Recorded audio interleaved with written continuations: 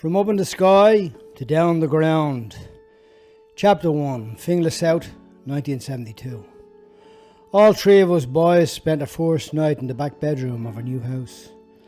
That night we slept in the same bed. It was chilly, so Ma covered us with blankets and coats.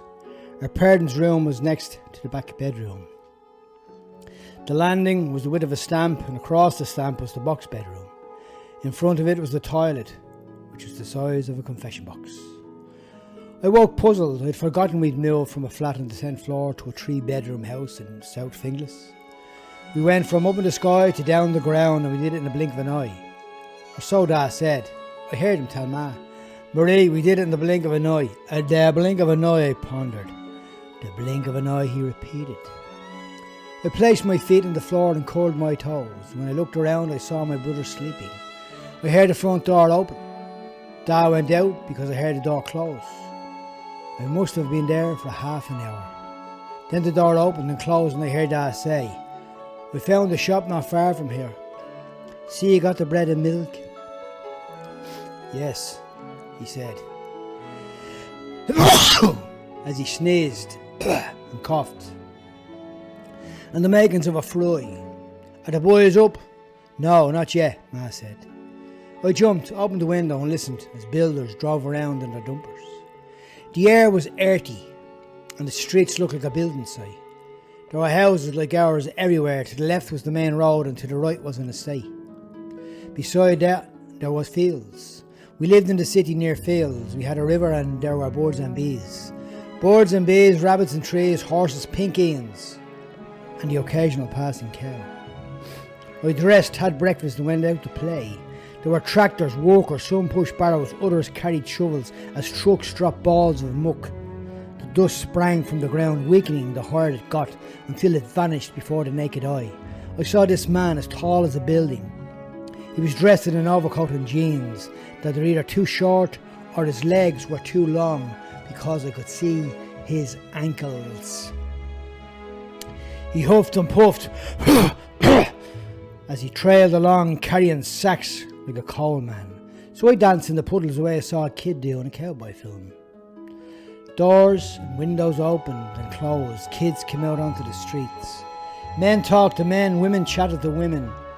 The milkman came along knocking on the doors, asking people if they wanted milk, while a youngster ran ahead picking up the empties at the doors who already had. So there was the milkman, the bread man, the vegetable man, the postman. We had the paperman and the insurance man too.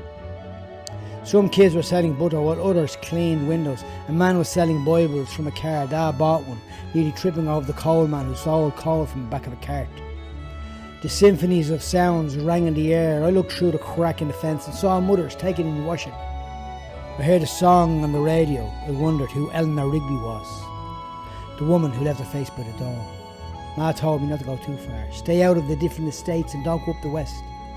I did what Ma told me and watched. As lunchtime arrived, everything went quiet, a perfect silence. The smoke and the dust had left, and the marching boots went to sleep. But we played on, as the days came and went. Our neighbours had a type of sheepdog. He was white with a patch on his eye. His name was Patch. He chased cars and sit in the sun, look around and chase some more. He had a happy eye and a sad one. Patch was okay. He chased cars and sit in the sun. That is what he was doing as I headed around the corner towards Thomas' house. "Hello, Patch," I whispered. He opened his happy eye, gave me a smile and nodded back to sleep. Thomas' house was like ours. The kitchen was large, finished with black floor tiles. It was the room where most families lived. The hall was narrow and the sitting room was so small people would say, "You wouldn't swing a cat in there." But I wonder why anyone wanted to swing a cat in the first place. The houses were all the same. They had the same doors, windows and front gardens with black fences. Thomas turned away from his front room window and ran towards the door. "Are you coming out to play, Thomas?" I asked, skipping up the path with my hands in my pockets. "Nah, me ma's making me dinner. She'll kill me if I miss it." "Come on, Joe Wellapollo and paddle down by the river," I said, tugging his jumper. "Right then, wait till I get me shoes." On our way through the neighbourhood, the wind began to pick up. I was glad. Because it gave us more reason to light a fire. Don't tell anyone this, but I have a secret. Thomas said. What is it? A secret? What sort of secret? The type you keep to yourself. Oh, that type. So go on and tell us. We walked past the girls playing Relivio. He said nothing. I looked at him. He turned away. His lips were sealed. Then he whispered, I was playing spin the ball. And guess what? What? I got a kiss off Sheridan. He said with a big grin on his face. What was it like, Thomas? What was it like? Lollipops. She tastes like lollipops. You know the green ones you get in the van with tupence? Now this amazed me. And I wondered if different girls taste like different lollipops. Swear you won't say that to anyone, because if my ma finds out she'll lock me up till I'm 20. I won't say a word. Promise. Chapter 2. We followed the road to the fields, making it down to the river. Joe and Weller emerged from behind the huge tree. Pat and Paulo stood by the river with the fire lit. The sun was a faint haze in the distance. Smoke was rising onto the streets. Joe and Thomas were running like Billy-O, grabbing pockets of dirt to put it out. He's mad. The police will be here if they see that, Paulo shouted. Here, Joe, it's a good time to get chestnuts, Weller said. Nah, I have to go home for me dinner, Thomas replied, jerking his head from side to side. Don't worry about that, Thomas. I know where there's loads of plots with fresh vegetables, I added. That's a lie, Joe cut in. Thomas kisses girls, I blurted. Lollipops. He said they taste like lollipops. Well, I like lollipops, Paula remarked. Is it the red ones you like, is it? Weller asked. The red ones? Yeah. Thomas looked at me sternly. Do you kiss lollipop women? Thomas, Pat laughed. Nah, they kiss me, Nazi, he replied. There was a faint moan in Thomas' voice as we headed upriver, what we thought were chestnut trees. Weller picked a cigarette from his pocket and lit one. He was only 10 years old and already smoking. It meant nothing to us that Weller smoked. That's what he did. We walked across the high grass towards the old dusty road that separated one field from another. Thomas was wearing a large knitted jumper, the one his ma made. Weller said the man from Erin wore them when they went fishing. He said he'd seen her a story all about it on the telly. Thomas said he never saw men from Erin in his house buying jumpers off his ma. Forget about the men from Erin and just keep going, I said. I want to go home. I don't want to meet any men from that place. If they don't go to Thomas' house, they might come to ours, Pa cried. Don't worry, Pa. Ma doesn't make jumpers. She only makes cakes, and the men from Erin wouldn't eat them anyway. My dad loves me ma's cakes, Thomas said. Every time he sees them, he always has the same big smile on his face. Last week, when I was playing with me chestnuts, with me dad, he pointed to the cakes. He winked and whispered, Who needs chestnuts when you can have those rock buns?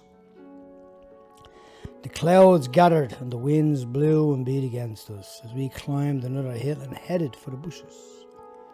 There was wild grass on both sides of the trees. The trees were so large that they seemed to reach heaven itself. We crept up and parted the thick weeds that ran between them. Creep in, behind the trees, Thomas shouted, his sense of adventure extending to the point where he really thought we were stars in a cowboy film. The ground was dry, the layers of brown leaves. The autumn air was fresh, filling our nostrils. There was rocks cut like diamonds and the earth opened up like a cave. Our world. City kids, carefree and alive, manhood looking on. We sat back and talked about the Alamo and Sitting Bull. Thomas said he wanted to be a cowboy like John Wayne. I said I'd like to be an Indian. Weller said before the world began, a man appeared to the Indians. He said his dad told him all about it. What was he like? Joe asked. I can't tell you, you'd be scared. Go on, tell us, we shouted together. Suddenly, we heard a clapping sound. It was drawing near.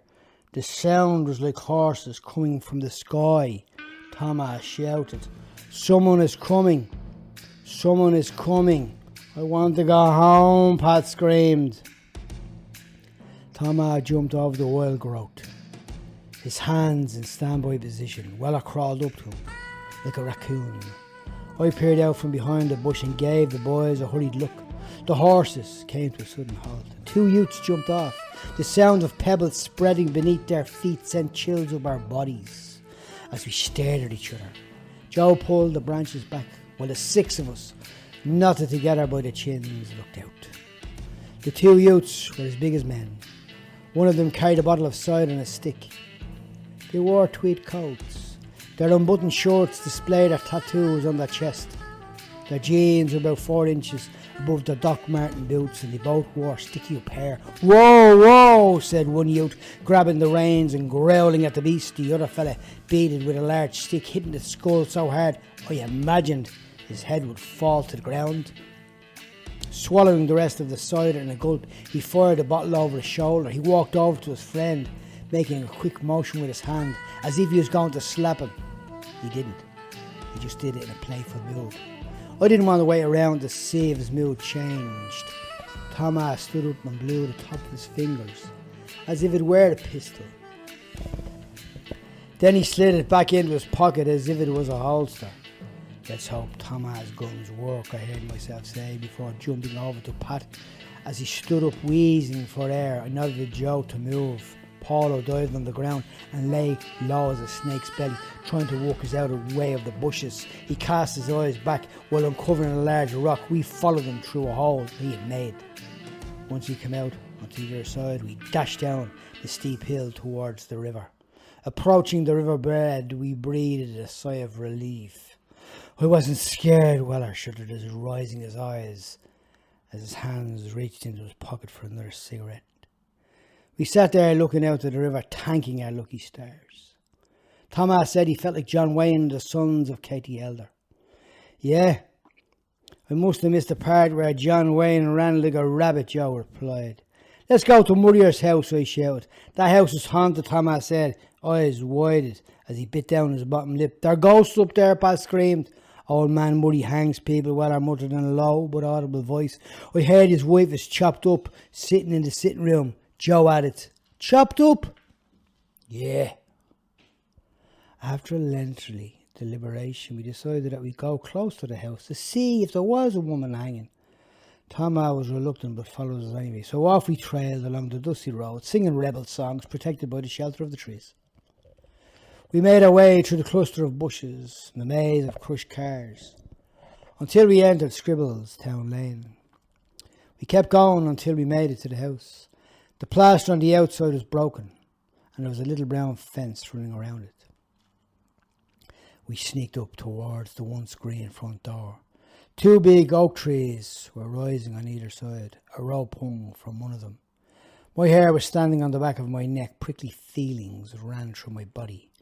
We peered into the stained glass panel. In the corner was an old telephone and a large timber staircase with carpet down the centre. Underneath was a small door. "There, I told you, he hangs people," Thomas screamed, pointing to the long piece of rope draped across the stairs. "Here, look, that's the place he chops people up," I shouted to Joe. "Be quiet, he'll hear you," Joe whispered. Well, I was back in his raccoon position and Thomas' guns made an appearance once again. "It's time to go," Joe said. "If the old man doesn't hang us, Ma will if she finds out we're here." Suddenly a car pulled up. The wind became boisterous. Leaves swirled at our feet. Stories of ghosts hanging, dark hallways and haunted houses became too much. We glanced out from the shelter of the house and then looked at each other in shock. A man jumped out of the car. He had a shotgun. We darted around the house. Thomas ran in front. Pat fell behind. I grabbed one of his shoulders, Joe grabbed the other, and we raced so fast that his feet didn't even touch the ground. There was a barbed wire fence in the distance. In that fence there was a hole. The hole was large and in the middle. That was our escape room. Thomas went through first, the boys followed. Joe stood on one side, I pushed Pat through to the other. I gave a hurried glance across the open field and a cry hung on my lips. The dog tore at my heels, but Joe swiftly brought up his boot and the dog backed off and the boys pulled me through. "Don't even mention John Wayne," we shouted breathlessly at Thomas. "There's not much gain in mentioning John Wayne," he laughed, tugging at my arm. as we made our way towards our home, our voices in full flight as we sang the chorus of the fields of Athenry. We watched the bumblebee fly in the air and the tiny birds hover above. So we gave chase but caught nothing. Together we played and shouted and laughed. When we came to our streets, barking dogs and the echo of mothers calling their children greeted us. As we walked into the hall, Ma was standing at the cooker making dinner. She looked over at us while pouring the water from the spuds. Her eyes could tell us things before our words reached our ears. Don't sit at that table with those hands. Go upstairs and wash them, she said as she placed the pot on the edge of the sink. We rushed out the door and up the stairs, making more noise than a stampede of wild horses. In the evening, later, Ma would sit us in front of the fire. It was here we got a front row view of the lives our grandparents had lived. She told us about her grandmother's story. Her name was Bridget McGovern. She was from a village in Donegal. In 1912, at the age of 13, she was set to sail on the Titanic. They loaded her bags and the horse and cart, ready to take her to the trip across to Belfast, where she was to board the famous ship. But at the last minute, someone informed her that she couldn't go, so she dashed out of the house. The summer breeze ran beside her as she passed a lush landscape in overhanging oak trees and long grass. When she reached a fallen tree that had found its home among the blackberries, she rested. It was there that she settled in her mind and rested in the hopes for a future in Ireland. She never did climb the stairs of the infamous Titanic, and her fate was sealed. In 1912, at the age of 23, she left her home and went to live in Dublin. She met a man by the name of Thomas Stafford in Dublin in 1932 at the Eucharistic Congress. He was just coming to terms with the death of his brother. Private Edward Stafford died from TB, contracted while in active service. He was very much involved during the 1916 Rising. The couple later married and lived in the tenements of Gardiner Street. Alfie Byrne, the Lord Mayor of Dublin, moved a lot of people out to Ballyfermot at that time. My mother was the youngest of 5 children. In 1843, in the County Kildare, just before the famine years, John Fitzgerald was born, my great-great-grandfather. He lived through the famine years and witnessed the plight of the Irish. He watched as the masses made their way towards the coffin ships at Queenstown. By 1864, his son Patrick was born. The only son born to him was our grandfather, Patrick Jr. He entered training for the priesthood, but later abandoned his vocation and joined the army. He met Helen Keaton, the beautiful dark-headed girl who lived in Dublin's Liberties. The eldest son born to them was George, my father. Right, boys, it's time for bed, Dad said, as Ma finished one of her stories. We kissed Dad and Ma and climbed the stairs to bed. A few minutes later, I heard the door open and big people talking. Then the door closed and I heard Ma and Dad talking. My bedroom door opened and both of our parents walked in, calling Joseph at the same time. Dad gave a little cough. The kind that only big people give when they haven't got a cough. Okay, boys, do you know little Billy who lived in Ballymun? Our eyes lit up and stared at one another, shouting, "Can he come over to stay? Can he, Ma? Can he please, Ma? Can he please, Dad?" "No, son, he can't," he said, after giving another little cough. "Because he's gone to heaven." The room suddenly went silent. Joe looked at me, her lips quivered. "He's gone to heaven?" In our mind's eye, I could see him jumping up and down, saying, "That's the choo-choo Santies bring me." So could Joe, because he told me later. I saw him waving on that cold winter's day from the balcony of Ballymun. Ma walked over and hugged us while Dad stood behind, rubbing our backs, as we both cried bitterly. Little Billy was killed after he fell off the back of a lorry he shouldn't have been on. He never got to drive the big choo-choo. He said he would when he got to be a big boy. Is he a hero now? He said someday he was going to be a hero. His granddad even told him so. Yeah, he's a hero, Ma said sadly. When Ma and Dad left, I wondered if he would remember me when I got to go to heaven.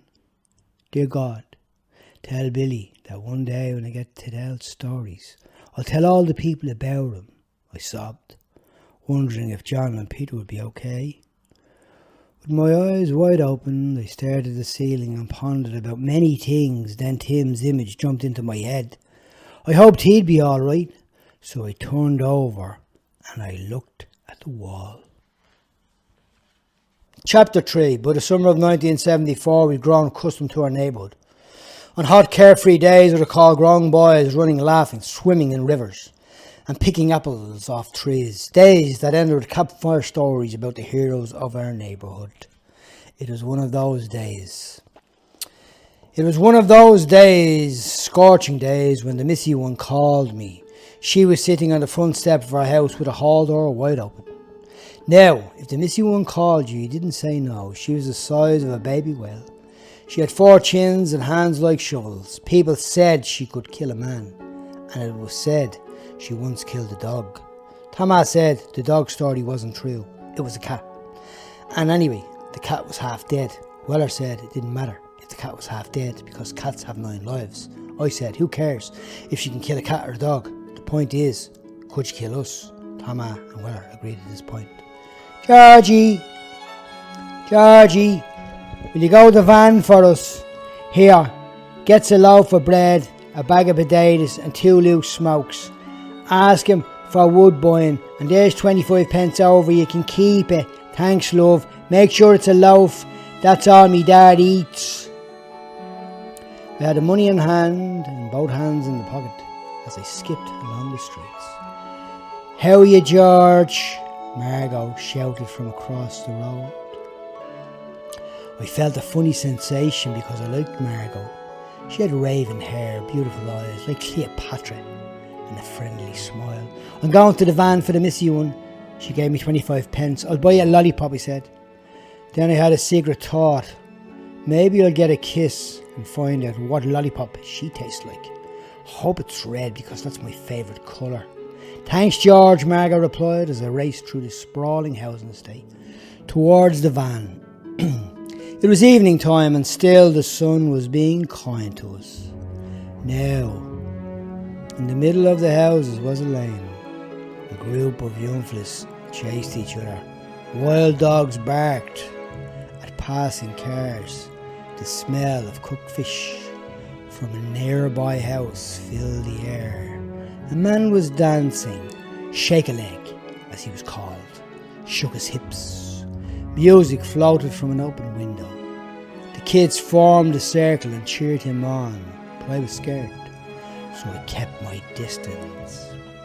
He was always drunk and made scary faces that I expected might give me nightmares, so I didn't want to look at him for too long. So I skipped away, trying to imagine something nice.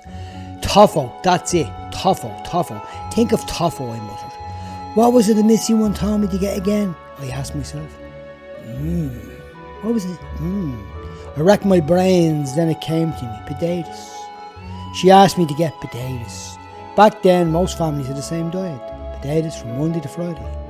The bonus of getting them on Saturday and ending off with a special treat of them on Sunday. But it wasn't potatoes that was on my mind. Something else had caught my attention. Snooker ball. His eyes were like balls of fire that could set you ablaze with just one look. His head was scalped and there was a pink scar that ran from the back of his neck to his forehead. Hence the name, Snooker ball. He was a child of the streets who dismayed all authority. He never liked or trusted anyone. I remember that winter's morning when I saw this boy smash the bottom window of his mother's house. I watched him from the shadows. His mother chased him with a rolling pin in her hand. Even as a kid, I could see that she was all thin and all impoverished looking. Snooker Ball had already seen the inside of a farm school and had a career that would begin to take him to the big house. A career that would eventually lead him to the capital crime of murder. But for now, he wasn't the state's problem. He was mine. The lapping streets of the Sound still pervade the air, along with the laughter of children and the music that came from the open window. Nonetheless, I was drawn away, as it was, to concentrate on the shoeshine boy with the blade. Snooker Ball locked his eyes on me as he stood with his back against the wall. Then he sat in his hunkers without speaking. I stole a look as I tried to pass, and when I did, I noticed he was standing on his feet again. "Here, give your odds," he brawled, clenching his teeth so violently his face looked twisted. I groped the wall and began to walk backwards. He growled. I went running, but he charged after me. He grabbed my collar, dragging me back, and struck me across the jaw. Dogs barked and doors shut softly, and I fell to the rocks with a scent of blood on my nostrils. A small, mousy-faced kid with light brown hair stood beside him. He was terrified, laughing at the jokes, whether he found them funny or not. The kid looked at me for a moment, and then he ran. It would give me no greater pleasure than to tell you that I jumped up and fought back bravely, like the characters that existed in my imaginary world, warriors that fought off great monsters and overcame them, gallant men running across the forest to win the fair lady. Lying on the ground amidst the rubble and the rocks was a child who was afraid. He was afraid of ghost stories, the boogeyman, and the man that appeared on the Sandyman bottle. He picked me up and shook me violently until I dropped the money. Our tight brace was shattered as stones were hurled at us. It was Sausage, a kid my own age who lived down the block. Suddenly an army rushed past shouting, "Davy's been hit with an axe! Davy's been hit with an axe! Hurry, Nico hit Davy with an axe!" The crowd gathered as I slowly walked out of the lane. There were many faces around me, faces of kids I knew, faces of strangers. But as I stared through the crowd, I shivered when I saw the ghastly figure of Snooker Ball glancing back at me. The crowd ran towards the school to see if Davy was okay. I watched Sausage run ahead of Snooker Ball and slip into another lane. What happened that day was Davy was punched. And Davy punched back a kid whose name was Nico 10 Steps. Nico 10 Steps was a tall kid with a strange walk. His strides were long, and it was said he could take 10 steps for every one of ours. 10 steps or not, he took a lot of them that day, or so I was told. He raced away but returned holding an axe tightly in his grip. He passed it from hand to hand behind his back, standing in a field that would one day be branded as the killing fields. Moving swiftly, he cut through Davy's calf. Blood and flesh stuck to the weapon. As he yanked it away, the next blow was across the head, blood splattering onto the grass. As Davy received another blow, he fell with his skull opened. The fact that 10 Steps and Davy were both just 12 years of age at the time was the only thing working in his favour. Davy would have died if he had used the same power as a man. But he didn't. It wasn't the first attack like this in our neighbourhood. There were others. The year was 1973. Years later, another row break out between the boys that would end in the death of a young man. Sasha's broken body would be found beaten to death at a young age, left there by a gang he couldn't run away from. Nico 10 Steps will grow up, and when he does, he will kill people. Snooker Ball will also become a murderer and spend the best part of his life behind bars. But the boy will become a man, and his naked body will swing lifelessly against a wall. See, Kojak didn't walk these streets, but the gangs in New York did. They just had a different name. Chapter 4. The summer was long and hot, or at least that's how I remember it. The neighbourhood sounds rushed through the open window of my bedroom. I placed my hands on the painted sill and caught a butterfly. The soft velvet-like wings brushed off my palms. I opened them and blew tenderly, releasing the little creature. She spread her wings and for a moment hung out there in mid-air. The colours were radiant, freckled yellow, sewn into a blood red. She hovered gracefully with the pale blue sky as her backdrop. Then she said goodbye, flying away in glorious freedom.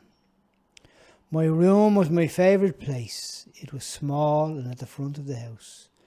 The one we called the box room. I liked books. I didn't read any. If I got one with pictures in it, I treasured it all the more. I created an imaginary world where I travelled the hillsides and valleys with colours of greens, bright yellows and blazing oranges. My feet would run along the golden sand. I'd climb over white picket fences and go into the hayfields, the tips of my fingers gliding over the tops of the shining hay as I went. Then I would dip my toes into rivers full of fish. On the slopes of the hills the rabbits would come, dancing around the heels of the horses. Everyone was friendly. In this place I found a chamber in the house. The dwelling was beautiful with many windows. There was a rocking chair with stuffed cushions. I'd go in and pick up a book and place it on the table. There were no teachers with funny hats and hard sticks or tongues that called you terrible names. My books were stories written on tablets. I liked that place. I told no one, because none of them would understand. The sun was still high, casting shadows into the room. I noticed Matty standing on the corner with a sports bag placed at his feet. He waved, so I waved back. "I'm going boxing, are you into going?" he shouted. "Nah," I shouted back before closing the window.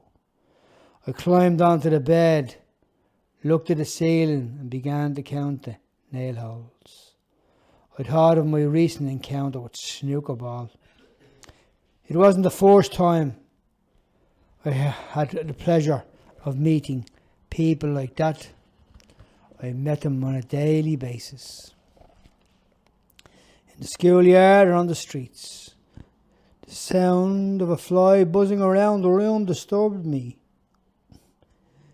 Its legs tipped my nose as I tried to use it as a resting place. I flipped my hands into the air. I jumped up, chasing it around the room with squeaking sounds coming from the floorboards. I shook my head and walked back to the bed, boxing. Can't even kill a fly, I heard myself say. I had an idea. I sat on the bed and waited for it to appear again. My thinking was that if I could catch the fly, maybe I could become a boxer. I took a position with my arms outstretched and fingers spread. The light spun. The fly appeared. I sprung into the air and caught the intruder in one grasp, and it fell to the ground. Rushing down the stairs as if I had received a sign from God, I burst into the sitting room. Ma, can I join the boxing club with Matty, please?" Dad was sitting on the chair with the newspaper. He turned full circle to where Ma was standing. The silence that says more than words entered the conversation, and the answer came. It was no. After much persuading and begging, I sensed they were giving in. "Who's going? What time's it starting? At what time will we be home?" they both asked. They gave me a 6 months trial. So now I'm taking my first steps to becoming a boxer. Moments earlier, in my mind's eye, I'd killed a load of Japs. Then I fled on a camel through the desert looking for water. I was an expert at finding camels and water in the desert. I'd been there that much in my head, of course. I'd never seen a camel or a desert. I wondered if Matty was still there on the corner. I looked out the window and saw that he was. So was the gang sitting near them on the ground with their knees pulled up to their chests. "I'm going to be a boxer," I heard myself say, as if I was talking to the lads sitting on the ground, the ones with their knees pulled up to their chests. "Yes, I'm going to be a boxer." I wanted to sound like James Cagney. I tried it, but it didn't work. So I left the house with a pair of short trousers and a plastic bag and a head full of camel riding adventures. Chapter 5.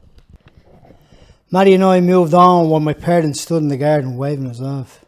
I imagined their eyes would follow us all night. It horrified me. When Maddie told me that the older boys had gone ahead, I was never to allow this information to fall from my lips, especially in the presence of Manda. I told Maddie that he should never speak of it either. He agreed, and off we went.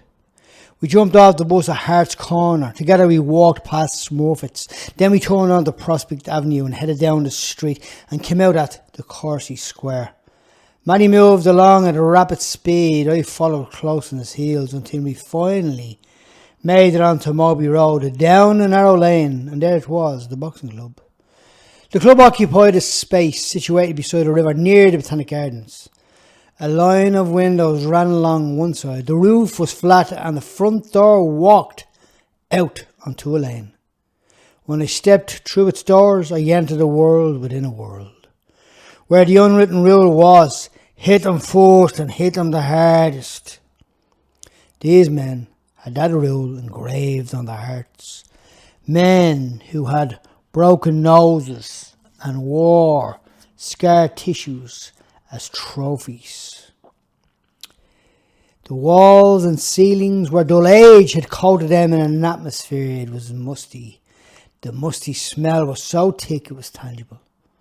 Across the floor was an old wooden table with rows of well-worn boxing gloves, mostly Oxbourne, with a black pair thrown in for good measure. I stared, it was unbroken, and then I fixed my gaze on a boy who walked out of the dressing rooms. He was lean but fierce looking, with an aggressive look. His body was a tool, a weapon that moved at ease, punching the bag at the speed of light. A voice calling time out grabbed my attention. Switching my glance, I caught sight of an old man standing outside the ring. He was resting his arm on the top rope. He had cropped hair and a strong, narrow build for a man of his age. He rested his eyes on me. I lifted my hand and waved. He turned towards the ring, and I stood there feeling like an idiot. The man then made a gesture with his hand for me to go over. When I did, I noticed two of his fingers were missing. He grinned and shook my hand. Instantly, I was surrounded by a group of young boys my age. They wore tracksuits too big, t-shirts too small, and there wasn't a blade of hair between them. It all took me by surprise. The kindness overwhelmed me. They shook my hand so long that I thought I might not leave there till I was 20. But the guy with the narrow shoulders bid them to return to their station, which they did humbly. One of the boys carried my bag into the dressing room. He was very helpful, emptying the bag of all its contents. But when he saw that there was nothing of a value, he adopted a different attitude and left hastily. I imagined that something else might have been on his mind, or he thought he'd see me again, or see me later. That's why he never said goodbye. Changing, I walked out of the dressing room. The old cracked timber floor had pools of sweat. In parts was blood stains of the boys and men, hairless men, joined in the quest for victory in a world where only the strong survive. After I had a few words with the old man, I was on the floor, throwing punches into mid-air, not knowing what I was doing. It didn't matter. I felt part of something. The only thing that separated me from everyone else was that they could fight and I couldn't. A blistering wind blew into the rundown gym, creeping in through the door. I dragged myself away and began to copy the boys who were shadowboxing. I felt I was beginning to pick things up. The smoke from Danny's cigarette circled above his head. He scanned the gym, looking for sparring partners. I watched him pick a stiff-looking kid with a busted nose. He was the type of kid who I'd say only smiled on birthdays, and I'd say even that would be forced. He was a stocky build. His arms were hanging down by his side, with bandages on both hands. He walked towards the ring like a gladiator, about to enter the arena A growling voice left his body, directed towards the little kid who stood in front of him. The boy looked up and squinted, as if the rain and the wind had blown into his face. Next he ran across the floor and disappeared behind a punch bag, the one I was hiding behind. Sourface entered the ring wearing laced up boots, his legs that resembled a bodybuilder. "George!" Danny called. His words were more chilling than the wind that blew beneath the door. He didn't have to repeat himself. I crossed the floor and walked the gym like a man walking the plank, aware of all the eyes surrounding me. It was a hard road to walk, but it was a necessary one, especially if I wanted to develop in sport that makes no apology for broken nose or crushed bodies. I was now 10 years old. Danny grinned and gave a little chuckle as he placed his 8-ounce gloves on me. I stood up from the small stool that was beside the ring. When I stepped in, I felt a sudden shock. This was no backlane fight. These boys could fight. They were experts, experienced in delivering punches without mercy. The chain that held up the punch bag made a rattling sound. It jerked from left to right, springing into the air that was impregnated with damp odour. I saw the old newspaper clippings that were hanging on the wall. I wondered how old they were, and I wondered if the boxers that appeared in them were any good.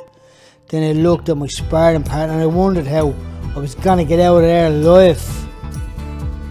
I think that's what made me more nervous. But this was no time for reading old newspapers, as my opponent came at me, shuffling his feet and jabbing. The colours left my cheeks and my lip began to work themselves into an unusual position, my top lip curling up like Elvis. "Now keep your hands up, kid," the gentleman said in a low voice. "I think I know what to do," I muttered, talking more to myself. "Run like blazes." My head bolted back as the leather glove went crashing against the side of my face. Any hope for quick succession was soon dashed when I went scrambling to the canvas. Sourface stood over me with his legs in a V shape, while I was more in an S shape, S for Swiss roll, because I was curled up like one. Danny called time to end the round. I walked back with my head hanging. When I raised it, the boy was glaring at me. Grabbing hold of the end of his glove, he pulled it up with his teeth, placed the thumb on one side of a nostril and blew violently. Danny lifted her up. I stepped out. I met another gentleman who went by the name of Rocky. He stood there as if he was waiting for me to ask him a question, but I had no questions. I descended the steps into the dressing room and sat on the bench in silence. But the silence vanished quickly because all of a sudden I was surrounded by many faces. The faces of all the friends that I had met. The door opened again and I saw another face. I watched his movements and the hardness of his features. My mind rested itself in fresh thinking, and it was then I knew that boxing wasn't only about skill, but about attitude. The dressing room emptied itself quickly of all the boys. I was left alone, gazing timidly around. I overheard muttering, "Danny, throw that kid out. He'll never amount to much," an older boxer said. I looked at the gloomy walls and switched my gaze to all the papers that were scattered across the floor. Remembering the master's words, "Mr. Fitzgerald, you'll amount to nothing much. Boys from the bad row never do." Those words sank heavily into my heart. I sighed deeply and crept out. Danny was alone, with a tall sweeping brush in his hand. I stopped and looked directly at him. He sat at the edge of the ring, took a drag from his smoke. "You're disappointed, eh? See, kid, in the boxing game, there's no winners or losers, just fighters. Boys who are brave enough to climb through those ropes," he said. I stood there. He pulled his face away from me and looked into the ring as if he was searching for himself, or even the shadow that would remind him that he was one of those boys. But that time was long gone, and all that was left was an old man.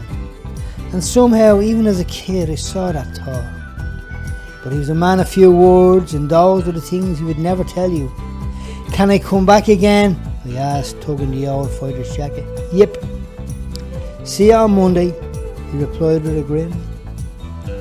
"If you come back, you'll make it as a fighter, because that will tell me you've got heart," he shouted after me.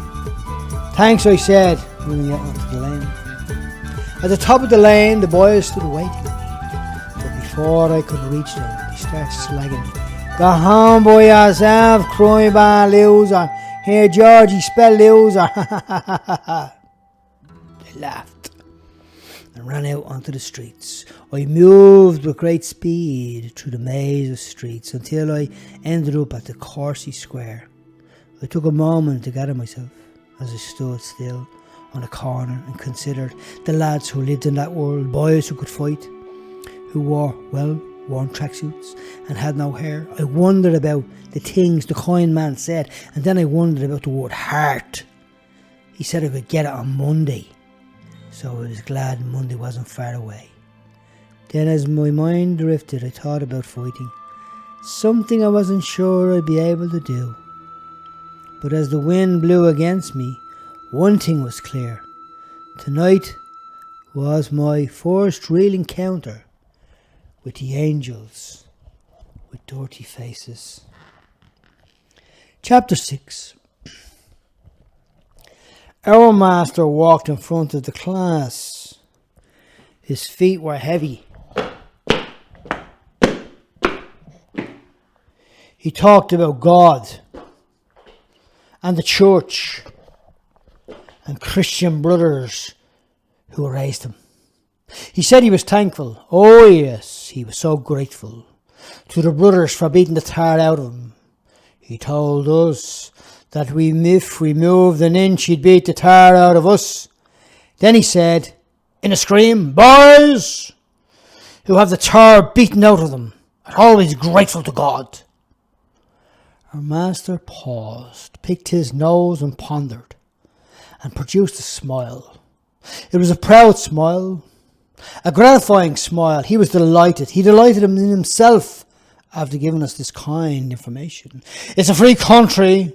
Everyone has the opportunity to get an education thanks to the government. Each man may move freely. Don't even blink, Mr. Fitzgerald. I understand what goes on in the mind of boys who blink too much.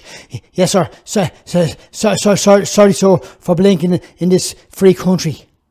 He stood with his shoulders shrugged up to his ears, and he looked so stiff he reminded me of a mummy. There was a lingering pause, during which time all the boys fell into a state of fear. Then he spoke, and we knew for sure he was still alive.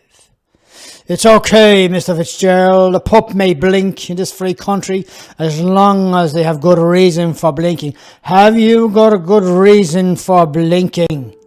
"I have, sir." "Well, then that's okay then. Right, open your Irish books before I cut the backside off yous." The boy in front of me was not too happy to know that his backside could be cut off, so he called to Mr. O'Connor, "Cut the backside off me, and me dad come round and box the jaw off you." Our master, who was a strong army type guy with thick wavy hair and plump red cheeks when pale, he pluckered the duster up, threw his arm back and fired it with all his might. He missed. "It hung ya should be, stretched by the neck," he hollered before charging at him like a bull. I sat frozen, trying not to blink. I watched the madman lift Fitzgerald into the air by the locks and walk him across the classroom. The boy kicked and screamed. Mr. O'Connor stopped at the top of the classroom. The door flung open, and the boy's big brother appeared. Get me down, Whacker! Get me down, Fitzgerald thundered. A few minutes later, a small Italian-looking man rushed into the class. He walked over to the master and gave him a box, much to the delight of all his boys. If he puts his finger on you again, come around and get me, he roared and marched out. I raised my hand and asked if I could use the toilet. Get into that corner, you sorry excuse for a boy, O'Connor shouted. I crouched out of my private parts as I stole a look at Mr. O'Connor rubbing his jaw.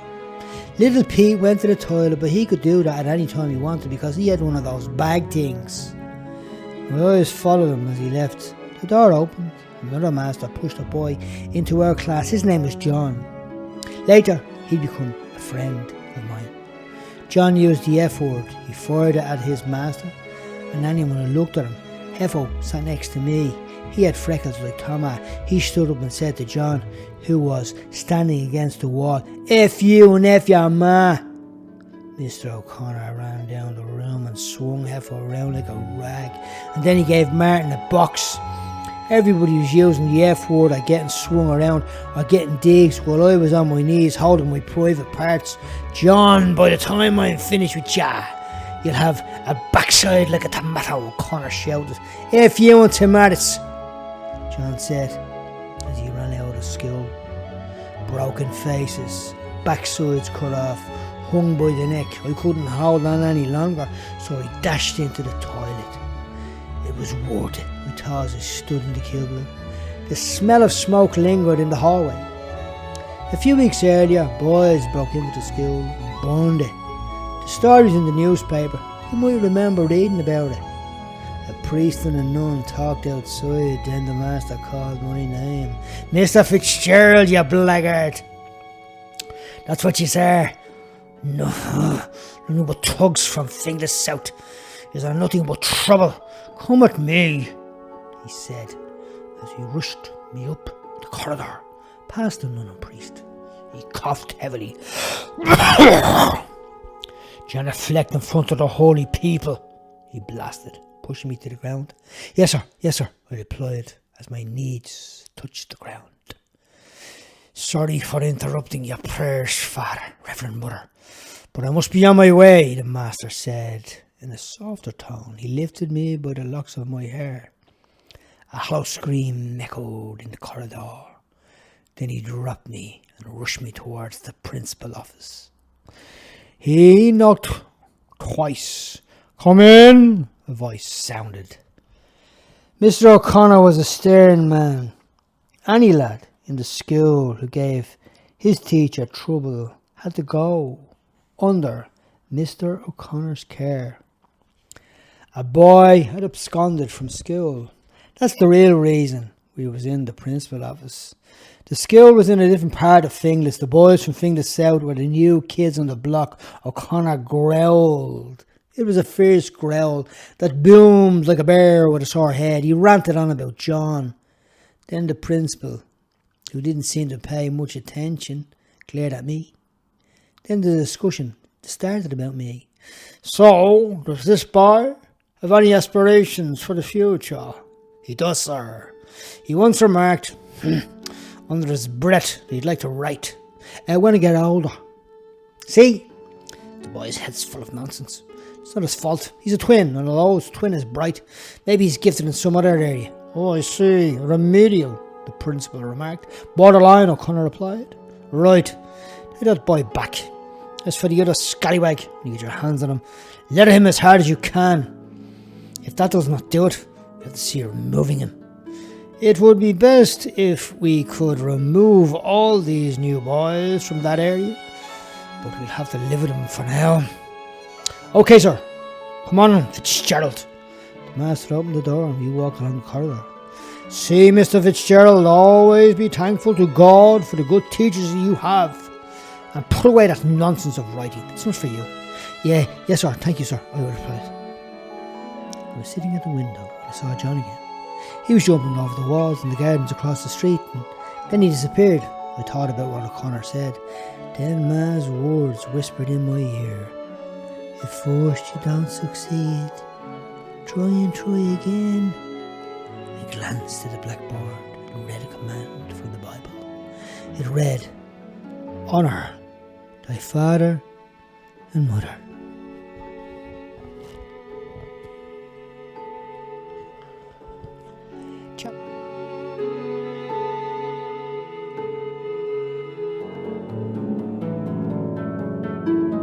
Chapter 7.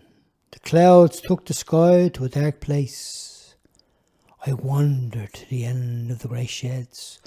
Without warning, a few boys surrounded me. They had rags for clothes, broken shoes, and eyes that shouted, "Don't knock. Nobody lives in here." I'd seen that look before.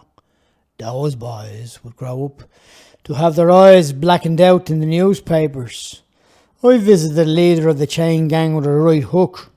However, for that I got dragged and kicked, but I was overjoyed. I took a hiding without shedding a tear. The next day, my neighbours, Christy Fay, Beanie, Vincent McKinney and Ray Bourne arrived. They patrolled the yard. The boys from the south had my back. So I ran away and went into a field and played by myself. I saw the mouse and his family of friends, and in the background a wild cat screamed. I picked up a branch and fenced 1,000 men and watched the lone rabbit as he talked to me with his eyes. "What do you see, Mr. Rabbit? Do you have a bedroom or a hall in your house, or stairs that no one else can walk on? Do you, Mr. Rabbit?" There was no use in waiting for an answer, because I knew I'd never get one.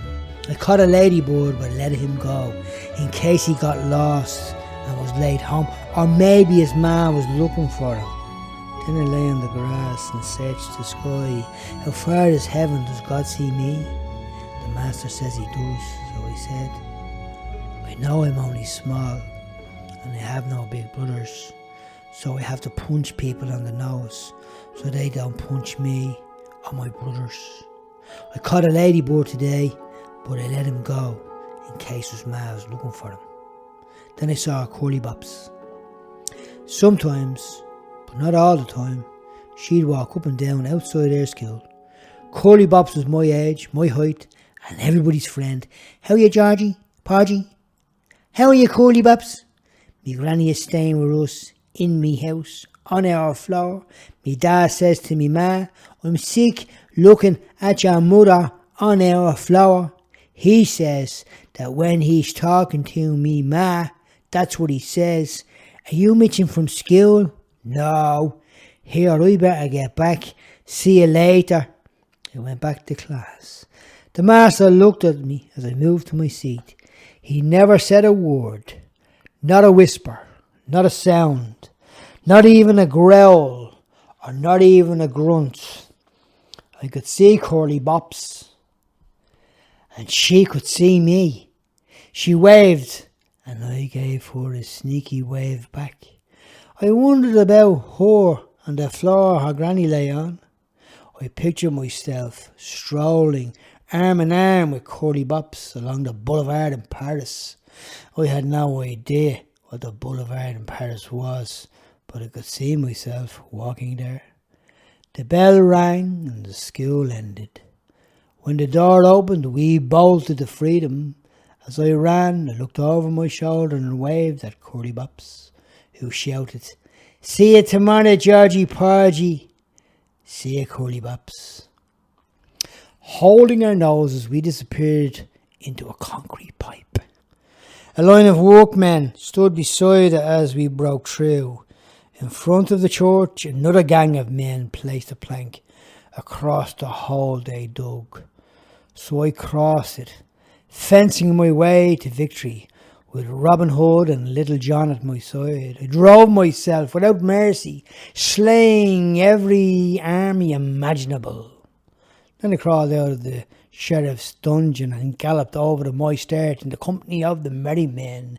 "Here, Georgie, let's take a break," Joe shouted as we headed towards our resting place. "Don't forget, Woody Woodpecker is on at 3 o'clock, Thomas said. Nobody answered, because our eyes settled on Bob. Bob walked home, balancing his school bag on his head. We kept him in focus until he disappeared between the houses.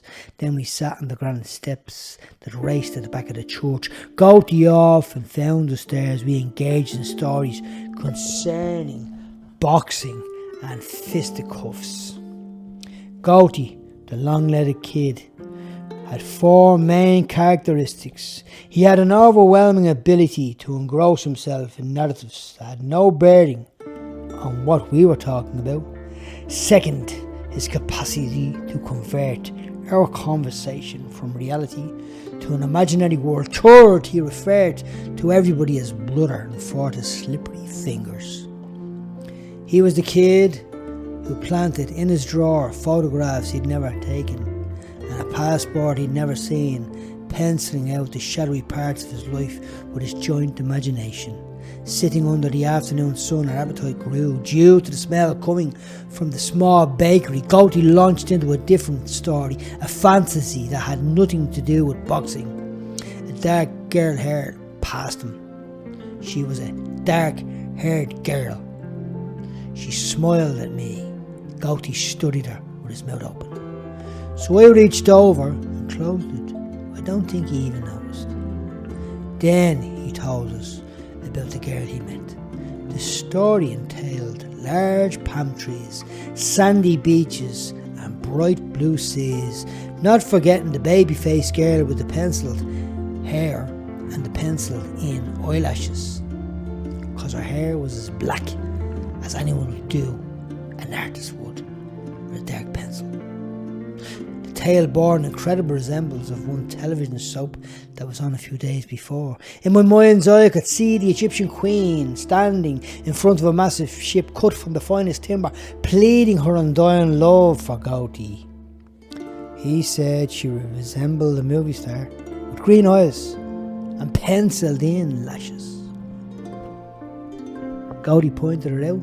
Thomas laughed. She looks like a movie star, all right, the type that haunts houses. After a little investigation, it turned out that the girl didn't even know who Goaty was. But for now, sitting in the sunlight, Goaty's story thrilled us. With all his shortcomings, he was a lovable fellow. In short, he was our friend. After he had besieged us for yet another story, he took off without saying goodbye, or even saying a word. We hopped off the granite stone and made our way home, heading towards the bridge. I suspected that the aroma of the freshly baked cakes that swam near us overwhelmed him. He wasn't a little Catholic boy who believed in hell and damnation and man's fall from grace. He supposed if you could make yourself invisible, you could help yourself to anything that wasn't nailed down. He also imagined you weren't responsible because you weren't really there. The four of us scaled the outside of the bridge. A gust of wind that came from a speeding truck sent a chill up our backs. When we felt it was too dangerous, we jumped to safety, cutting through the lanes and passing the roads. We climbed the hill and found a field. There we sat relaxing against the trees. Tell us one of your stories, George, Weller said after he met us. Right, once upon a time there was this orc that lived in a faraway land. His house was hidden in an old tree. The little men looked and wondered as they slept. When they saw the men, he chased after them until he caught them. And when he did, he boiled them in a big pot and net them for his dinner. Everybody watched the same dark clouds hovering in the sky. Thomas sprang to his feet and lifted his stick into the air as if it was a sword, his hand frozen as he pointed it towards the sky. Fear not, me good brothers, for the king is coming riding upon a white horse. His name is written on his thigh, and the mighty arm of heaven is with him. Look, the return of the king. Let's fight, Joe said, as we leapt up facing each other. Stop, stop, Weller shouted. What's wrong now? Tamar asked, throwing his stick away. We killed them. Look, he said, pointing to an army of dead slugs. We stopped and gazed at them. Woody Woodpecker will be on soon, Tamar remarked. Yeah, but let's bury these first, Weller said. Thomas picked up the stick and we dug a few graves and laid him to rest. He tugged at my jumper, demanding my attention while I lit another cigarette. "What you want, Thomas?" I caught Joe's glare as he crept above the lane. Come here, come here." His words came to us in a whisper. He motioned with his hands for us to be quiet. When we drew close, we saw what had grabbed his attention. There he was, the long-legged kid walking up the lane, his face smudged in cream. In his hands was a cardboard box filled with fresh cakes. Unaware of our presence, he swallowed the cake like a man eating his last meal. He saw us and shouted, "Ha ha! Are you dressed for dinner, boys?" He prepared a sit-down tea and toasted us with a giant apple pie. We munched on the afternoon desserts in the sunlight as we laughed at Thomas' joke and Goaty's stories. He reached into his pocket and pulled out a pack of crushed smokes and tossed one to Weller. "You're a quick walker," Weller said as he lit a cigarette. "Nah, I'm just invisible, bruh." As he turned out, he jumped a small counter, grabbed the tray and dashed out the door. "Would you cry if you got locked up?" Thomas asked. "Haven't you heard, Thomas? Hard men don't cry," he replied, puffing the smoke into the clear blue sky. Cody jumped and ran, his bowels calling his attention. He raced down the steep hill, but he wasn't alert as he should have been, because he didn't see the rough kid who was heading in his direction. A whipping sound skimmed through the air as a thick branch crashed off Goaty's skull. He backpedaled, his hands over his head, but no tears came. Another branch then cut through the air and caught him on the back of the head, causing him to bleed. We stood on the top of the hill and watched him being reduced to a puppy. I scooped up a handful of dirt, raced down the dry bank. I fired it, distracting the bully for a moment. Goaty rushed into him like a bull, knocking him to the ground. We were then on our toes as if the hounds of hell were chasing us. Thomas reached the streets first. We looked back and saw Goaty limping and bloody, so we went back and helped him to get out of there. We walked home at the same pace, singing "Josie Was My Woman." It was Thomas' favourite song. After our tea, we played together until a couple of our neighbours invited us to take part in their version of the Olympic Games. When the signal was given, we charged through the streets as if we were running for gold. Giffey, Rayburn and Beanie were the masterminds behind the games. Thomas sometimes won, but it was always a tough competition between him and Git. The girls from our road never participated, but they cheered us on. A few hours afterwards, we were playing with makeshift trolleys when Jimmy O'Rourke came running up the street shouting, "Goaty's being chased! Goaty's being chased!" Leaving our trolleys, we ran onto the corner and saw him jumping over the garden wall in short trousers, being chased by the guards in short sleeves. He fell to the ground, but he was grabbed up. Goaty's ma, stocky woman, was standing at the broken gate, with tears flowing down her face. Mothers called their children in and closed their doors, while all alone she stood, catching a glimpse of the car that held her eldest boy. The streets were like a school teacher to so many. He'd crossed the threshold from petty crime to more serious law breaking. The day would come when Goaty's head would be pushed down, his hands cuffed behind his back, and the arresting officer would place him into the back seat of the car. We stood and watched our friend turn towards us. His eyes looked sad, his face looked helpless. Where was Goaty's father? He was working every hour God sent to feed 8 children in a time of low wages and high taxes. But for the rest of us, the stars would light up the night sky, and we'd wish upon them. Then, one by one, we'd be called into our houses.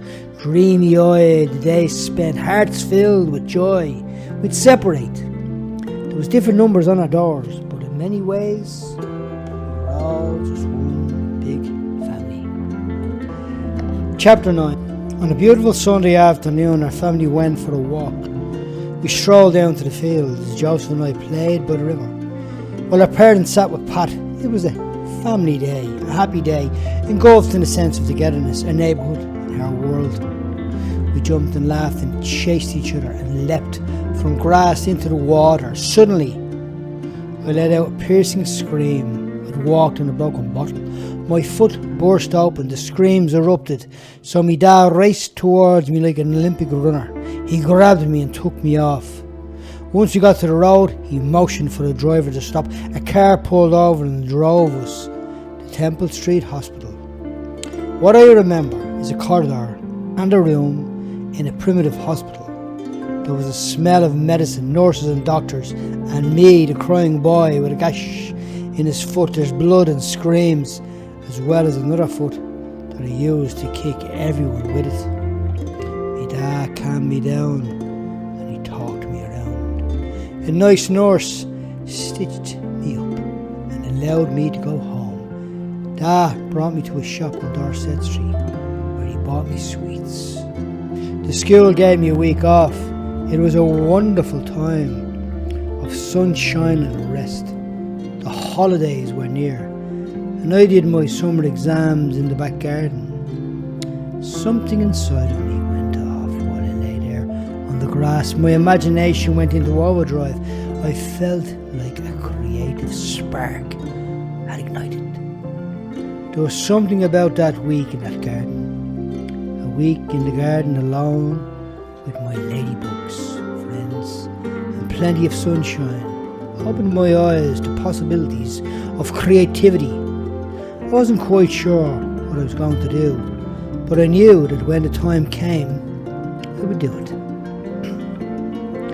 A week later, I was back in the club, up on my feet and throwing punches as fast as I could. They fitted my hands with bandages as I threw punches outside the ring in another club. Danny swung his fists over my head in clockwise rhythm. Left, right, left, he called, moving closer, left, right, left. A contest was taking place inside the ring. The young boy fighting was Goaty. The court and the judge did what they could. They let him off with a warning. Now he was in the ring with a referee that did the same. But this time Joe Weller and Paulo also joined the club. Right son, you're warm enough, Danny said in his usual comforting way. Do you think I can win, Danny? He asked, as if he could somehow promise the result. It's not about winning, kid. It's about boxing, he replied, adding, all you need to do is keep on top of him. Don't give him any room to move. When I gazed across the ring, I got the first glimpse of my opponent. It was the kid that left me like a doormat a year back. I hadn't seen him since he disappeared from our club, and I was glad. Danny and I watched him walk behind the coach as he withdrew into the dressing room. So I went into the dressing room and listened to him punching the pads. The vibrations was alarming. It had that ring to it, telling me he was a champion. I looked in the mirror and checked my teeth, wondering if I'd have the same number when I left the ring. The humming sound of voices was rising outside. I waited. Time was drawing near. Not too long now. My heart raced. I felt my palms sweating as I paced the floor. The bell rang. The crowd went silent. The door opened. Danny stuck his head in. Right, son, you're up next. Taking a deep breath, I walked out and heard the referee count to 10. My heart jumped when I saw Goaty lying on his back. He lost. I was up next and I became frightened by the whole idea. A year had passed since my first sparring session. From that time on, I went and spent every moment I could, or every moment I got spare, sculpturing my body into a fight machine. I trained in a world where every muscle was used either for the loss or gain. Defeat was my enemy. I would pound a heavy bag until my hands bled and skipped until my legs felt numb. Right son, up you go, Danny said, pointing to the steel steps that led to the ring. Shrugging my shoulders from left to right, I threw a flurry of punches. Feelings of apprehension overwhelmed me. Danny stood behind me and pulled me towards him. Now listen, kid. The ring is bigger than he used to. Don't give him any room. Like I said, keep on top of him, he said in a commanding tone. The bell rang. Seconds out, round one. I ran out firing left and right hands, using speed as my ultimate weapon. A solid right hand woke me up, sending me back a few steps. But Danny was right, I had heart. I made my way through the first round and walked back to my corner. It was during the second round that something happened and everything came together. I avoided the wild swings coming at me by sliding underneath. And when I did, I saw that his hands were low. So I walked in, but I didn't go alone. I brought in a left hook and a right hook with me. Bang, wallop, the stars arrived, tiny sparklers appearing before him. I moved around dancing. He ran for cover, I cut him off. He couldn't relax, so I pressed forward like a man hunting wild game. He looked subdued, but still threw his best shots. They came at me in great number. I adjusted my neck and escaped each time, rushing in with left, right, left hands. He bowed his head. The referee stepped in and held me back, stretching his arm across my chest. Box on, the referee said. I threw a right hand. It was a short, snappy right hand. But when it landed, the referee stopped the fight. My first fight was a win, and Joe also won. That kid you beat was a league champion. Are you sure, Danny? Yep. That's all he said. The old wise man often used just one word, but it said a lot. Outside, the night was fresh. We ran to the car. An old boxing trainer who wore a cap and braces called, "Hey kid, what's your name?" "George Fitzgerald," I replied, turning towards him. "I remember that," he said as the car sped off down the lane. Then he turned towards us as he was sitting in the front passenger seat. "There's two things you need in this world, boys. Your fists and your name. Working them both and you'll dominate the fight game." Chapter 10. I opened my eyes, pulled back the blankets and crept into the bathroom. Then into my brother's room. We chased each other around from bedroom to another bedroom. Pillows flew over my head as the clothes went up in the air. Then we walked into the kitchen like lambs. Patches of the early morning sun spun through the blinds above the door. Ma was sitting on the rocking chair, the one she bought after winning on the bingo. She was placing towels in a bag to her side. It was summer. People from the neighbourhood would hire buses to take us to the beach. The whole neighbourhood would travel together.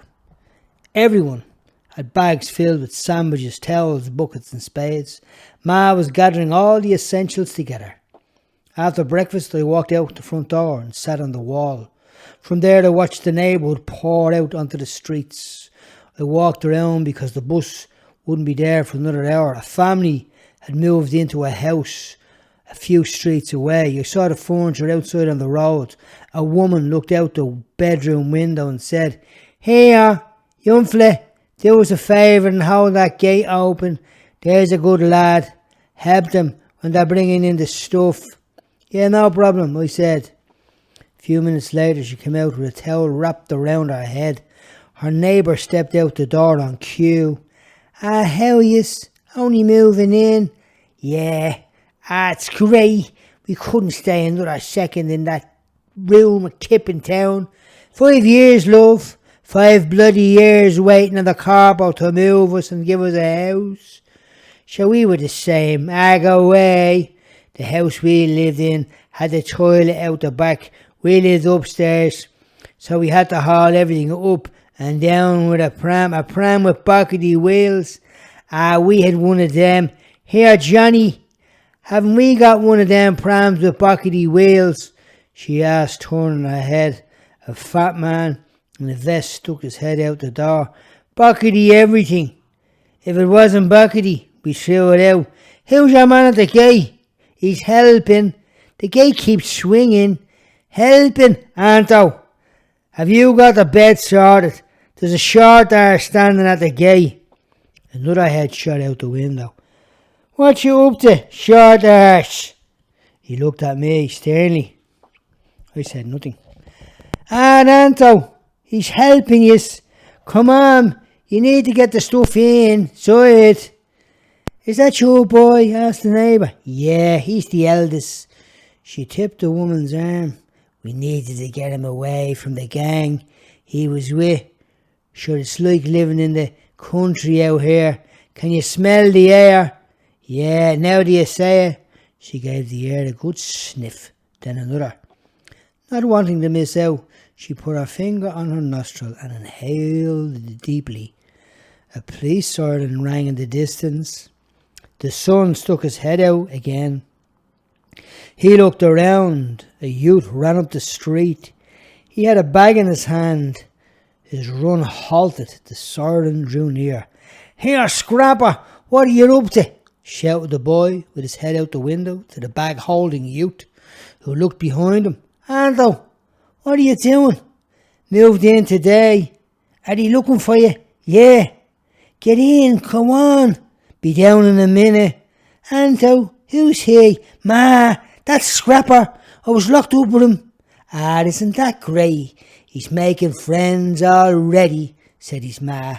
Ah, it is, replied the neighbour, with an expression that told a whole different story. I need to go. Good luck to you in your new house, missus, I said, strolling up the street. Thanks, love. Would you have a few tea bags? She asked her country air sniffing friend, her voice trailing away in the distance. The CIE buses pulled in as I entered their street. The Namesville Road were on the front. When the bus was full, a cry shot up, the engine started, and off we blazed. Tom, Joe, Weller and I sat at the back. Goaty's ma handcuffed him to her arm. Pat was sitting on ma's lap. Thomas lifted his knee and showed us the scab. He said that the sun would burn her off. No, it won't. The sun doesn't burn off scabs. It burns off your eyes if you stare at it too long, Weller said. I read all about it in a magazine. Well, I can stare at the sun forever and it won't burn my eyes off, I replied. Here, have a go, Joe said. I will. I lifted my head and stared at the sun. Everything turned orange and my head felt hot. So I rested it on the bar handle to cool it down. Is he all right? A woman nodded to me, ma. Are you all right, George? Asked ma. What's up with him now? I heard Dad say. I'm all right, Dad, I muttered under my breath. The woman in front told me not to look at the sun with me eyes. Thomas said that's because she looks at everything with her nose. Well, that's what his dad told his ma. The bus stopped at the seafront, and all the kids tumbled out the door. Here, there's Billy Hardshoulders, Thomas shouted as one of our heroes walked past. He was big in build with high rib cage and tanned muscular body like a gymnast. The music that came out of the radio couldn't catch up with this fella. He looked at us and then we switched his gaze to a nice looking girl who had the longest hair I'd ever seen. The sun shone down on his shaven head and it glowed in the light while he walked on like a kingdom all to himself. He hugged the girl and held her hand, kissing her at the same time. We jumped back into the trench laughing and pussing each other at the thought of him kissing the girl. Let's go over here and sit down, we heard him say to the girl who obeyed him, locking her hand in his. Let's follow them, Joe said. His appeal produced such an effect that no sooner had his words fallen from his lips that we were on our toes creeping to the sand. We kept in hot pursuit until we found a hill to hide behind. We watched him lying down, eyes closed, arm in arm, and there we struck a deal. Whoever was brave enough to drown them with water could get 50 pence off each boy. I agreed to do it. Tama and Pat came back with buckets of water, and I went towards them. The sand was hot under my feet as I snuck around them. I was in firing range. But he caught sight of my shadow. I fired the water, dropped the buckets and ran, kicking the sand into the faces and across the oily soaked bodies of my neighbours. Not even the sandwiches escaped. "Georgie Fitzgerald, wait till I tell your mother," a neighbour roared. As I ran past, I laughed so hard that I nearly got sick. When the sun was nearly gone, we ran back to the gang with chattering teeth and hungry bellies and sat and ate sand-filled sandwiches, washing them down with soft drinks. Then we had ice cream, got headaches and drank more drinks until we got a pain in our bellies. Weller said that's how the rich lived, like that. They live like that every day, eating ice cream and drinking soft drinks. He said he saw a programme on the telly all about it. I wondered if it would be like to have a headache and pain in your belly forever. As the day came to an end, we gathered many winkles and as we could and journeyed home. The women would start to sing on the back of the bus, laughing and joking and singing and making songs. And we'd hear the door close and we'd laugh again. When we got home, at night, gangs of us, boys and girls, would gather in the back sheds. It was there we learned about the birds and the bees and babies. They came from flying birds, Joe said. The teacher in school said, "He's going to teach us about the birds and the bees," Thomas said, his eyes wide open. "The birds and the bees," Joe said. "What about the bees and the birds?" Gis said. "That's right," Thomas said, "but first it's the birds and the bees." "Can't wait," Pa said. "You're too young, Pa. You have to be our age." "Why?" he said, tears rolling down his eyes. "Because we know things, that's why." I then added, "Babies come from flying birds. Maybe that's why they call them the birds and the bees," Joe said. "Nah, me ma said that a seed is planted and then you go out one day and look under a tree and there's a baby," Tom had added, looking rather puffed for himself. "That's not true," Giffey said. "Babies come from heaven. An angel puts them in your ma's belly, gets a big straw and blows them up. That's how they're fat." We all marvelled at Git's story and knew for sure he was telling the truth. Thomas wondered whether or not to tell his ma the truth. "No, Thomas, it might frighten her, especially when she hears about the straw," he said. "Right, boys. Tea time," Ma shouted. "See, Pa, it's thanks to you we're getting called in," Joe added. "Don't say anything about the bees," Thomas whispered. Saturday morning started with excitement. Every child in the neighbourhood street either looked out their window or hung on their doors or gathered on the road. It was Saturday. Ragman was coming. The rag and bone man came in the summer months, as I remembered it. Ma would give us old jumpers or trousers, as we, like other kids, would hand them over to get stuff, a penny lucky bag that didn't have much luck. A group of kids clustered around the old man and his horse and cart. I sat in the pat and waited for my turn. The ragman had long hair and a dirty cap and jacket. He smiled, revealing his toothless mouth. A neighbour called, "Come here. What did you get?" Holding a cheap whistle, I said, "I got this." "That?" "Yeah, this. Go away." I left with a penny whistle and then went on a ramble. There was a large hole in the ground close to my house. Builders had filled the hole with water, and floating on the water was a rusty barrel. So I did what any kid would do. I jumped on the barrel and began running on top, the way one does on a treadmill. A splashing sound filled the air as I slipped into the water. I reached up and grabbed onto the barrel that kept turning, sending me back under. I reached up with a mouthful of water, crying, spitting, screaming.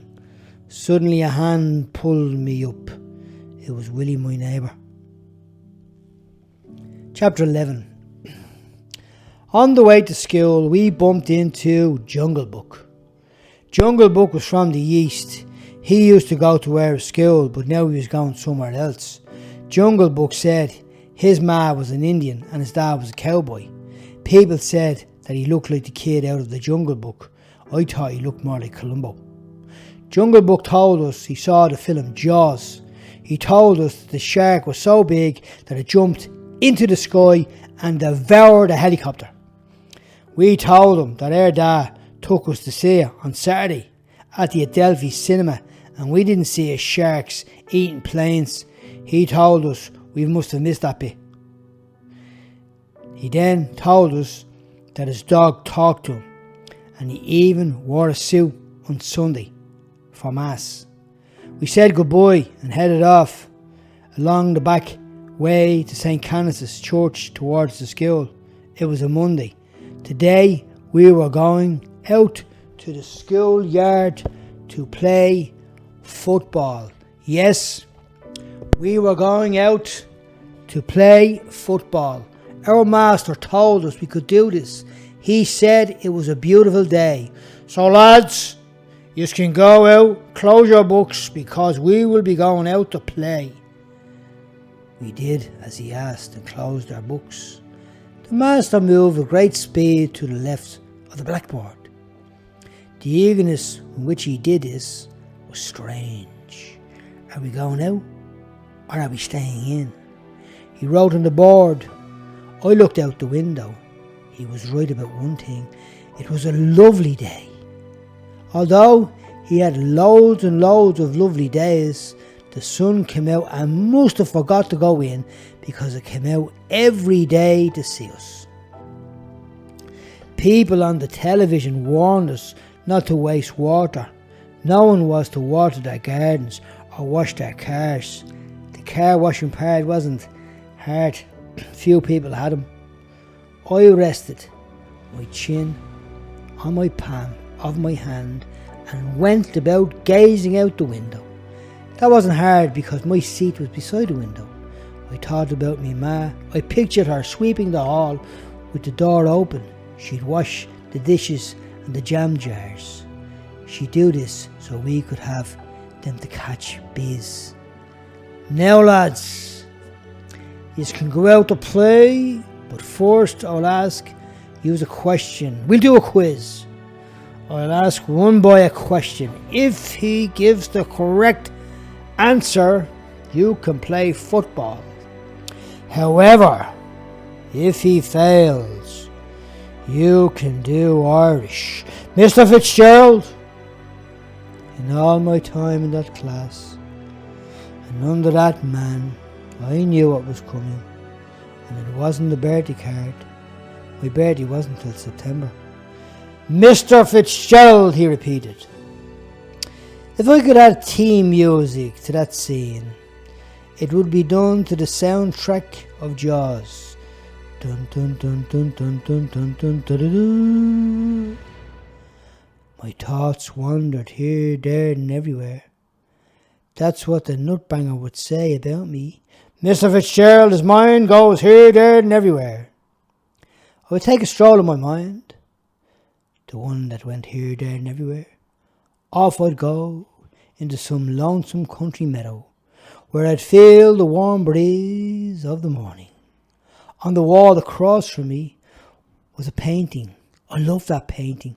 It was a painting of a farm. Now, the farm had horses, cows and barns. So off I'd go, passing the barns, red roofs, separated the fields with well cared for hedges. I knew he was there, staring those menacing eyes and that mouth. He had that question, a question I couldn't answer. All eyes were on me, football or Irish, sunshine or a stuffy classroom. Get it right and you're the hero. Get it wrong and you'll have a black eye waiting you from every single boy. The question was coming to me. I could see myself sitting in a dungeon with two black eyes, writing a long, critical letter to the president. I was not very good at writing, so I binned it, the idea, rather quickly. Our master dropped his gaze to the ground, then he lifted it to the ceiling. He switched it again and fixed his sights on the window. He stepped forward towards his table. With the right hand he pulled back his chair. I heard a screeching sound as he dragged the legs across the floor. "Can I let you in on a secret, boys?" "Yes, sir," we said in unison. Good. He rested his hands on his desk, joined the hands and rolled his thumbs. "I'm delighted to teach bright lads. I have such one." He paused. "Will I tell you who he is?" "Yes, sir." "Good. Mr. Fitzgerald. Not Mr. Fitzgerald in the good row. Oh no. But Mr. Fitzgerald, his brother, who sits in the bad row." He sat with a happy face, and then he started the cross-examination. "Mr. Fitzgerald, I'm going to ask you one question." "How many questions am I going to ask you?" One, sir." Jumping from his seat, he then stood and reached above the blackboard for one of his canes. He had two. "If you get the question right, all the boys can go out to play football. But if you get it wrong, well, it's Irish for the rest of the day and 6 of the best for you." 6 of the best was a term used for 3 strikes of the cane on one hand and 3 on the other. "You're a bright lad, are you not?" "Yes, sir." "Good.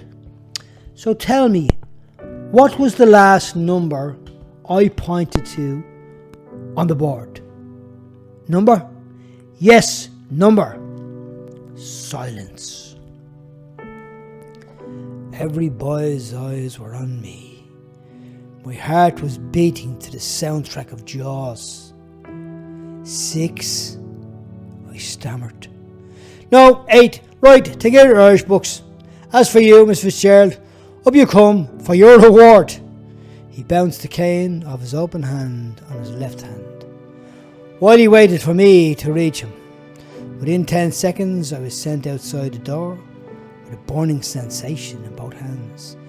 As I stood in the dim corridor, I heard the door opening and I saw Thomas coming out of his class.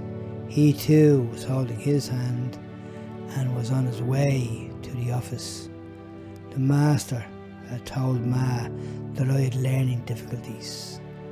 Ma said I should read books. Dad said I should do as Ma says. I didn't always have learning difficulties. That came after I was born, or so I was told. Well, that's what Thomas said, because he had them too. Matter of fact, a lot of us did. Ma said I should read, and her suggestion was The Famous Five by Enid Blyton. Ma said she read them when she was young. She said she'd love it, and I'd love it too, because each book had loads of pictures. Where can I get the books about The Famous Five, Ma? In the library. I used to live in the library when I was young. I wondered what it'd be like to live in the library. I saw this film on the telly. There was this library. It must have been the size of the school. It was huge with steps and books galore. I'll bring you and join you to the library, Ma said. Ma said we could go on Tuesday after school. I did a lot of thinking about the library and the famous five. I wondered who they were and why they were so famous. I could see myself going up the large granite steps. I could see huge double doors and fancy staircases, arches and books everywhere. Yep. I look forward to joining the library on Tuesday after school with Ma. Tuesday came and the library was nothing like I'd imagined. It was a big blue van. There was no granite steps. There was no fancy stairs. As I said, it was a van, and the closer I got, it was smaller than I even thought. The master said every boy in our class had a different brain. Sure, I knew that, because if we all had the same one, our heads would be stuck together. Some had fast ones, others had lazy ones, while others were quick and while others were slow. I picked a book. Ma smiled and we went home for apple cake and tea. The American television series Roots had concluded. It was 1977. I sat in the bed and wondered. I wondered about poor Kunta Kinte. I liked Chicken George. Fiddler was a good man. He was kind. When Fiddler died, I was sad. A new song was playing on the radio called Free. When I was a kid, the teacher told us to talk to God. So that's what I did. I told him about Kunta, Fiddler and Chicken George. Chapter 12. Joe and I were in Finglas village. Curly Bops came along and said hello. We said hello back, she waved and we waved and everybody smiled. We smiled at her and she smiled at us. Me ma is in a mood 'cause she's the size of a whale. The woman in the shop said to her, "Don't lean on the counter, you might shatter the glass. It's any wonder you got your arse in the door." The cheek of her saying that to me ma. Sure, she's the image of Hardy. You know, Laddle, it's me, the fella on the telly. I told Barney on the corner, but me ma said you couldn't trust him. He'd rob the eye out of your head and come back for your ear. Can you imagine it, Georgie? He wouldn't even leave you with a near. When me ma said that, she closed one eye and folded down her ear. Like this. Look, there in front of us, Curly Bops. Closed one eye and folded her ear, cursing under her breath. She turned and cursed all the more and ran until she disappeared out of sight. She raced so fast, she crashed into bingo boards, scattered all the money he dropped from the telephone box he'd robbed. In the 1970s, people made a living by selling newspapers door to door on the streets. Others cleaned chimneys while women worked in the fisher, as we called it. The men laboured on site or on the docks. The rundown factories the women worked in were exactly that, run down. The women were always found in kitchens, cooking and cleaning. They took care of the children while the fathers traded for low wages, high taxes. The best parents could hope for was to feed their babies, pay their rent and keep their kids out of trouble. Families cared for one another and friends looked out for neighbours, and nobody went without once a neighbour had something to give. June 28, 1978. Joe sat in a chair in a barber's shop. I sat on the couch and watched his hair fall to the ground. The shop was called The Classic. It was on the second floor of a 3-storey building in Moore Street. We were grown boys now. The little boys had gone away. The adults were appearing. We weren't there yet, but we were grown. Some things hadn't changed because I heard laughing. It was Thomas. He stamped around and slumped on the chair, rubbing his shaven head. Then looking out the window, he started slagging everybody passing. We'd accumulated a lot of victories while tucking a few titles under our belt.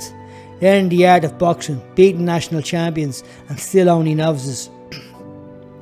The barber called, I jumped off the seat, past my brother and parked myself in the vacant seat. The barber wrapped the white sheet around my neck and spoke. "Number 2, Georgie." "Yeah," I said. "Number 2 for the number 1, the champ," he said with a smile. "Boys, number 2 for the number 1, the champ. That's the title," I shouted over to the lads, who had their heads out the window slagging everybody. The title I was referring to was the Prestige County Dublin Championships. It was the highest honour a Dublin boy could win. And at that moment in time, our minds had visions of winning the championships. Both of us were already boxing champions, but that title carried a different weight. When the barber finished, I lifted myself from the seat, paid him and walked past, across the floor, brushing the loose hair from the back of my neck. I called the boys. Come on, let's leg it, I said, as we descended the narrow steps.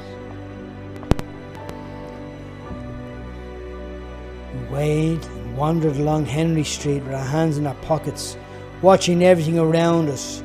We spot a woman looking in the window of Arnott's. She was staring hard into the glass, as if she was admiring her own reflection. Her mind was obviously away from the noise of the streets and the pass of boys and the two youths stalking her. The taller guy looked down. He talked to his shoes. The other fella nudged him, pointing his eyes to the bulging pocket. His pal picked up on the hint. He gave a quick motion with his hands for his mate to double back.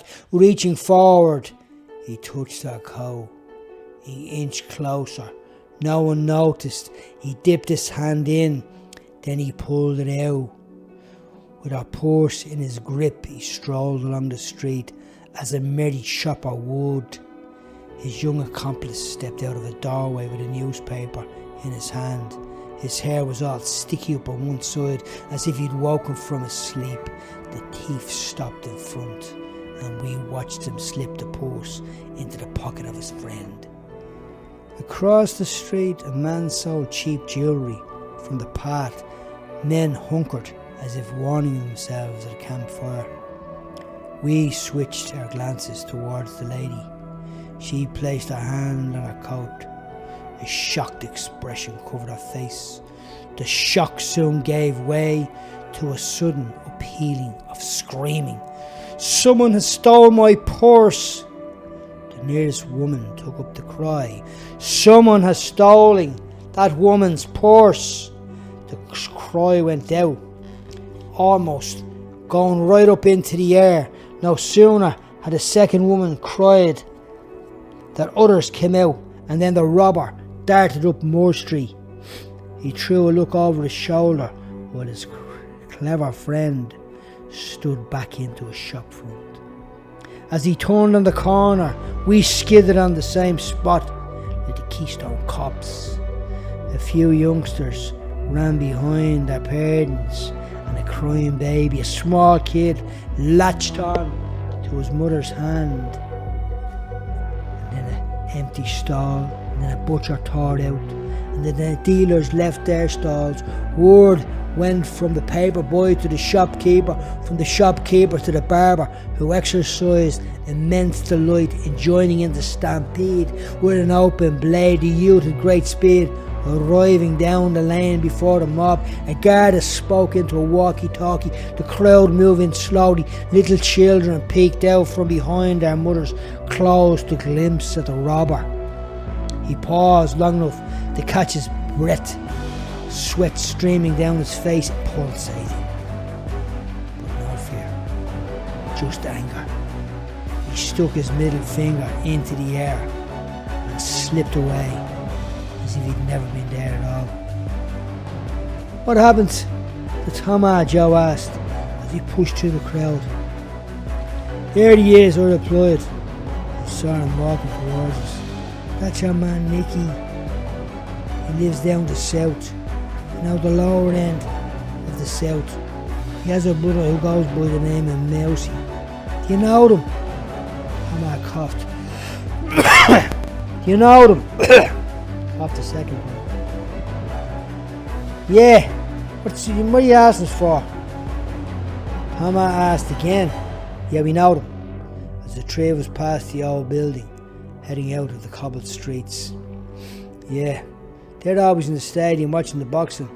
They have an uncle called Paco, the Lip.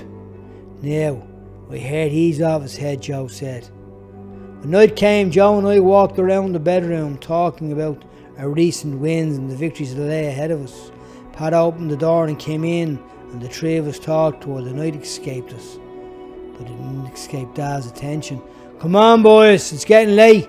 Boxers need a rest," Dad said with a smile.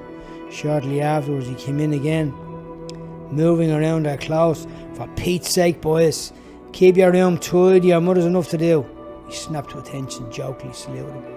"Boys, the weekend is over. School in the morning," he shouted up the stairs. "Okay, Dad," we shouted back. And then I would kneel at the bed and pray. Dear God, help me da, me ma Joe pat me, and help me punch everyone harder and faster. They punch me. Chapter 13.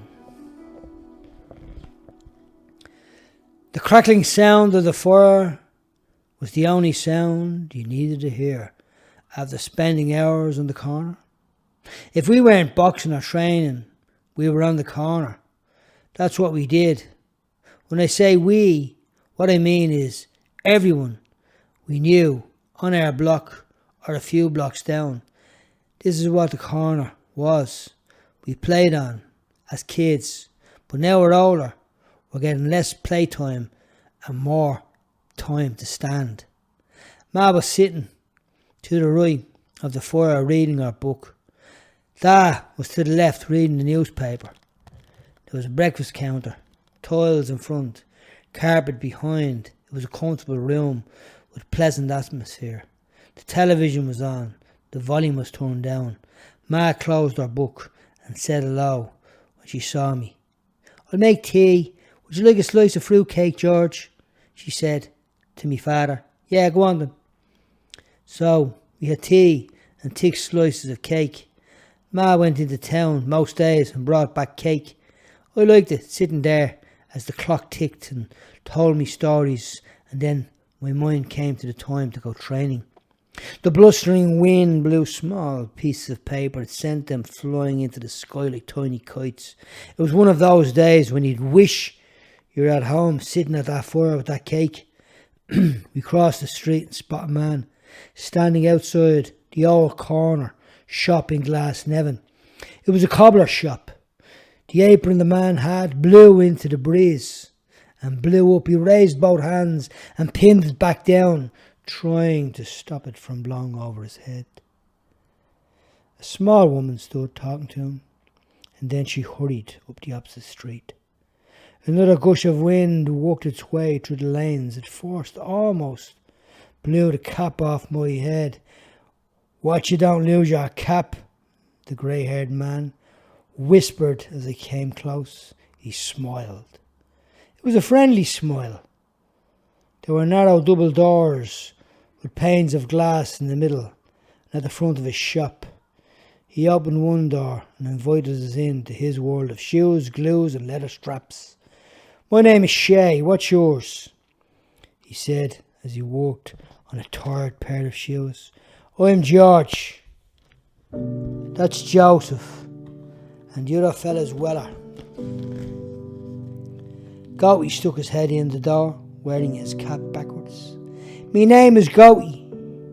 We watched him cut through the leather sheet. He peeked over the rim of his glasses. It was a cheeky look.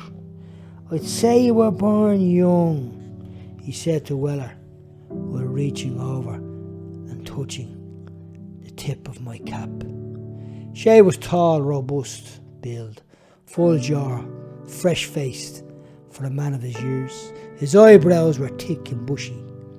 He seemed to be aware of that because he spat on the top of his fingers and smoothed them back every now and again. Then the beloved cobbler danced, holding his fists clenched when he learned we were boxers. I noted his well-worn boots and the pockets of dust rising from the floor as we shadowboxed around the shoemaker, who laughed with us. Shay sat on a stool beside a counter in the parlour room. He fixed his eyes on the dusty light and dangled from the ceiling. I watched him watch a memory as the insects hovered above the light. At that moment, he lost the sense of time and space, even though he was in the room and in the bosom of watchful spectators. Then came the man. His eyes came back to us. Have you ever read this? He piped as he pulled open a drawer. It was a magazine called Boxing News. You can buy it in a shop in Finglas village. Don't forget, if you want to be a good student, you have to go to a good school. I didn't understand what he was saying at that time. A knock came and a boy our age stepped through the door. Now he was nothing like us. we were nothing like him. He was tall and thin, having the funniest colour hair I'd ever seen. His hair wasn't red and it wasn't brown. It was like rust. He's got weird hair, he whispered to Joe. The boy was dressed in a tweed jacket, trousers and a matching waistcoat. He wore round glasses and he laughed. Yes, he laughed. He laughed aloud like an excited child. I wondered if he was excited or was he laughing at us. I looked at Joe, who narrowed his eyes and perceived that he was thinking the same thing as me. "Shay, I did it," he said as he twirled full circle, then rested his elbow on the counter and held his chin up. "I did it, Shay." He had a wide mouth and the ball of his nose at the end was turned up. "Well done, Walter." Walter didn't live near us. If he did, he'd be in for a good kicking every day. Walter bent over and took out sheets of paper from a school bag. The bag was big with a zip that ran around the outside. The sheets of paper had drawings on them, drawings of the road, of the pub, of the streets, of hands, of loads of hands. "Walter, they are superb. Again, well done."